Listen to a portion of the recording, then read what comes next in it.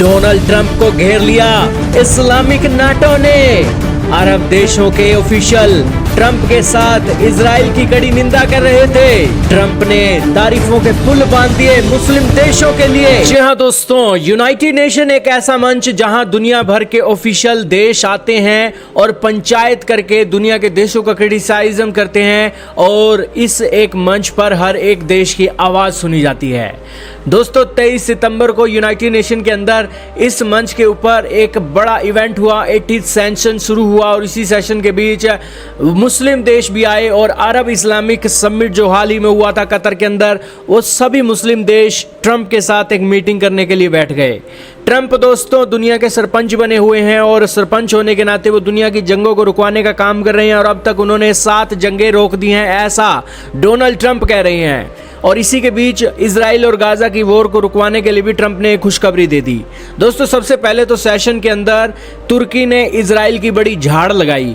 उन्होंने कहा कि यहाँ पर कोई ऑपरेशन नहीं चल रहा है आतंकवादियों के खिलाफ, यहाँ पर तो ऑक्यूपेशन का काम चल रहा है जो इजराइल कर रहा है गाजा के अंदर और सारी बिल्डिंगों को तहस नहस कर दिया है।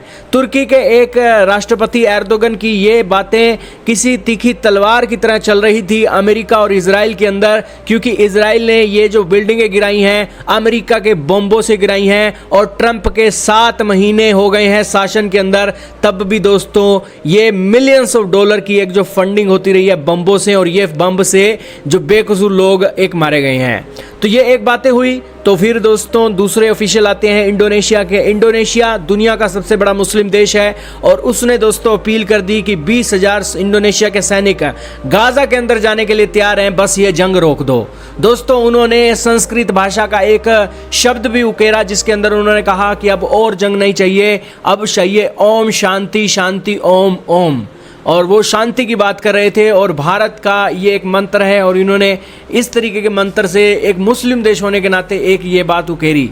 तो दोस्तों इनकी जो स्पीच थी यूनाइटेड नेशन के अंदर बहुत पसंद की गई। यही कारण है कि ट्रंप ने भी उनकी स्पीचेस को सुना और जब ये एक मीटिंग हो रही थी और इस मीटिंग के अंदर आपने खास बात नोटिस की होगी कि तुर्की के राष्ट्रपति तानाशाह एर्दोगन यहाँ ट्रंप के साथ बैठे हैं और दूसरी तरफ सऊदी के प्रिंस गायब हैं और कतर के जो ऑफिशियल हैं अमीर हैं वो यहाँ पर साइड में बैठे हुए हैं। तो बेसिकली यहाँ पर पता लग रहा है कि ये जो एक तुर्की का रोल है बड़ा अहम माना जा रहा है और तुर्की और अमेरिका के बीच पार्टनरशिप भी बड़ी अहम है। यही कारण है कि अमेरिका की नज़र में सऊदी अरब और कतर एक खलीफा एक होंगे तो वो कम है, लेकिन तुर्की के राष्ट्रपति तानाशाह एर्दोगन अमेरिका के लिए एक खलीफा के तौर पर ही नजर आ रहे हैं। तो इसी के बीच उन्होंने कहा कि आपने बहुत अच्छी स्पीचेस दी एर्दोगन साहब, मैंने आपकी स्पीच सुनी और उनकी भी कहा, इंडोनेशिया के राष्ट्रपति की भी स्पीच सुनी। उन्होंने कहा कि आपको मैं आश्वस्त करना चाहता हूं कि इजराइल और गाजा की वॉर जल्द रुक जाएगी। कतर के अमीर ने यहाँ पर कहा कि हम यहाँ पर इकट्ठा हुए हैं ताकि ये जो एक होस्टेजेस हैं वो जल्द से जल्द रिलीज किए जा सकें और ये जंग को रोका जा सके। लेकिन दोस्तों इस जंग को लेकर पेच अभी इस तरीके से फंसे हुए हैं कि हमास को निकालकर आखिरकार गाजा के अंदर किसको नेतृत्व दिया जाएगा। अगर डिसाइड हो जाता है कि गाजा का नेतृत्व इसे दिया जाएगा तो दोस्तों बहुत जल्द ये जंग रुक सकती है, लेकिन हमास को दोस्तों गाजा से बाहर करना ही होगा, ये एक बातें निकल रही हैं।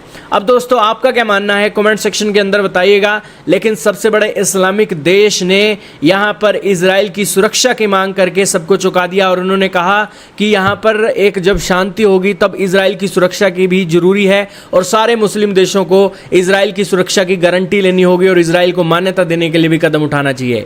उन्होंने कहा कि ये एक घटना होती ना अगर इजराइल की सुरक्षा की ओर ध्यान दिया जाता और हमास के आतंकवादियों को इस तरीके से पनाह ना दी जाती। तो यही कारण है कि मुस्लिम देशों की एक चेतना जागी है और उन्होंने कहा है कि यहाँ पर आतंकी गतिविधियां करना सही नहीं है और ह्यूमैनिटी के बेस ग्राउंड के ऊपर चीज़ों को करना चाहिए।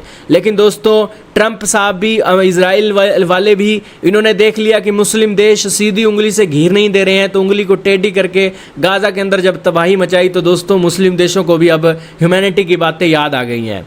तो दोस्तों ये चेतना जगाने में गाजा के लोगों की एक बड़ी योगदान है और यही कारण है कि मुस्लिम देशों की चेतना जगाने में गाजा के इतने लोगों का जो बलिदान गया है वो एक शहादत के तौर पर ही है। आप इसे क्या मानेंगे कमेंट सेक्शन में बताइएगा।